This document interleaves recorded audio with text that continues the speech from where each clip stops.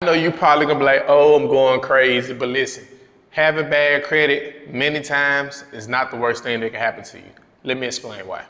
For those who don't know me, I run a business with me and my wife where we help people with their credit. I grew up in a single parent household where my dad had to raise me and 6 other kids. My mom did not pass, but they separated, and for whatever reason, she abandoned us.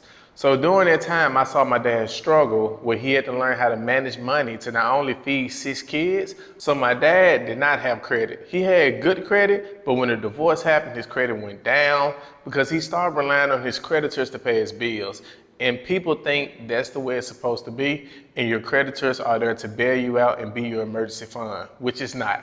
So I want to explain to you exactly what he taught me, what I saw him do, and what I started doing in my own life, what took me and my family from living into a small house where we only relied on our credit to we started using our cash, our wisdom that we attained to get ourselves ahead in life. So let's go through some of these steps together, and I will put the timestamp below if you're interested in each part. One of the first things he did was he showed me cash and credit. When he showed me a certain amount of cash, he showed me that this is how much is in cash, this is how much is in a credit card. Now it's up to you on which one you value, because when you have cash, it's your money. When you have credit, it's money that you borrow and you have to pay it back, and when you pay it back, you have to pay interest. So to avoid that, you want to keep cash and not credit and rely on no one else but yourself to secure your future and present moment.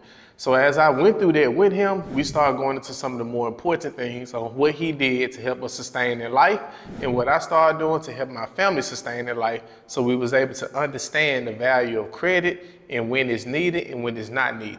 So if you have been recently denied credit, I want to tell you some of the reasons why they probably denied. More than 50% of Americans are turned down for bad credit every single day. They either denied loans, mortgages, or credit cards. And the reason why is because they don't really understand how credit works. So I want to explain to you why I say credit is not a bad thing if you're denied, because you may not need it in the first place.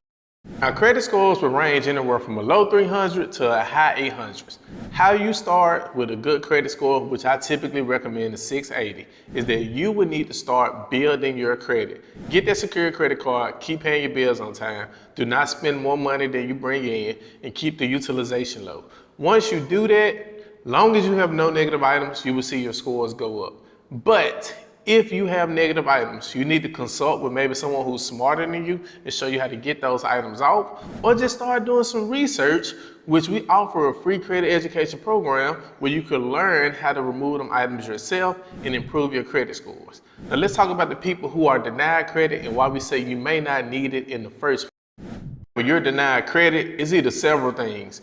You don't make enough money, you have not been on your job long enough, your credit score is not high enough, or you just do not meet the standards. So what are the standards? Well, the standards based on how your credit report is structured, meaning your payment history, how often you pay your bills on time, if you ever missed a payment. On top of that, how much debt have you ever been in, so they can know you can afford the new debt you're trying to get into. So in order to obtain the credit score, you have to be in debt with someone. That's why we register, and we always tell people to sign up for a secured credit card. When you do that, you are improving your credit scores by borrowing how much money you know you can pay back. When you get unsecured credit cards, that means they trust you enough to just give you the money. But when you have to put your own money on the credit card, you know how much you can pay back. So do $200, start generating the credit score. You are now in debt to someone, which is the bank that you gave the $200. Having $1,000 emergency fund put up saves you just in case an emergency ever happens.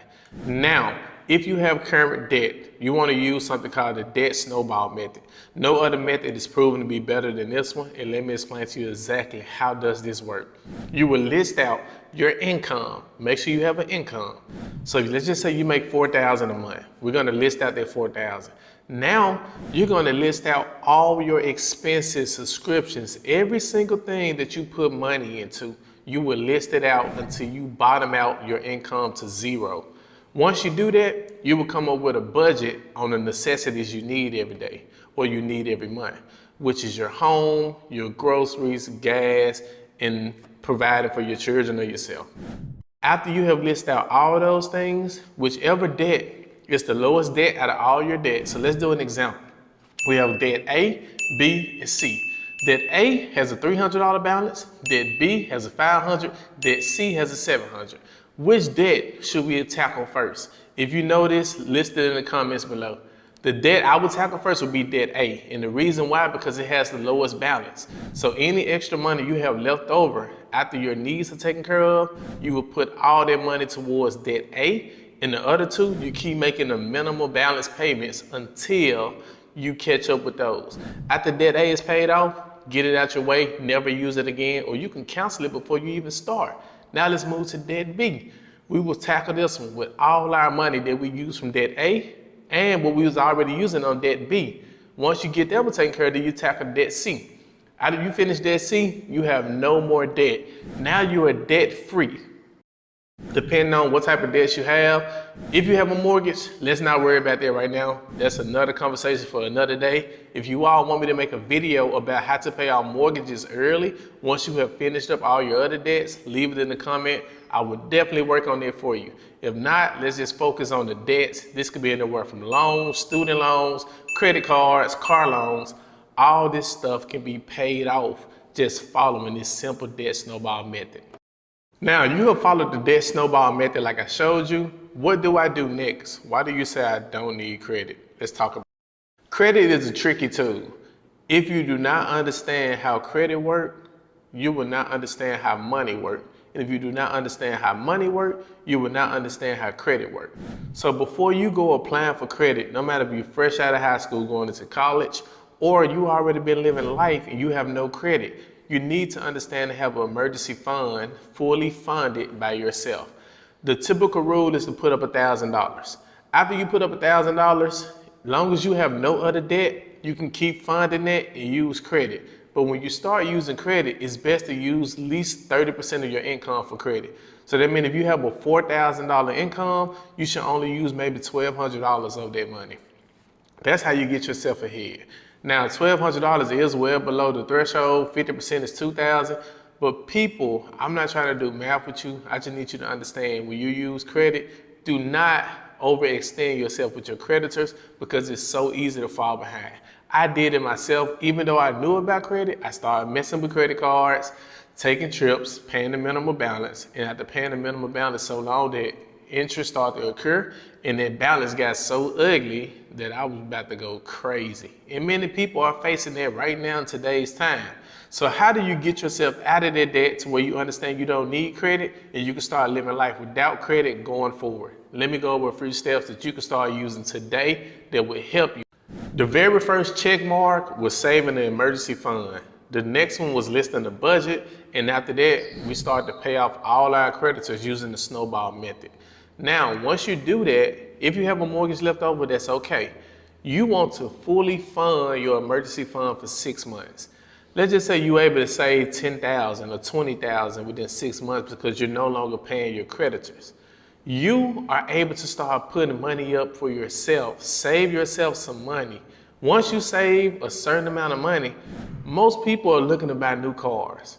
You can go buy that car with cash, or you could put down a nice lump sum of a down payment and have a note that's very affordable.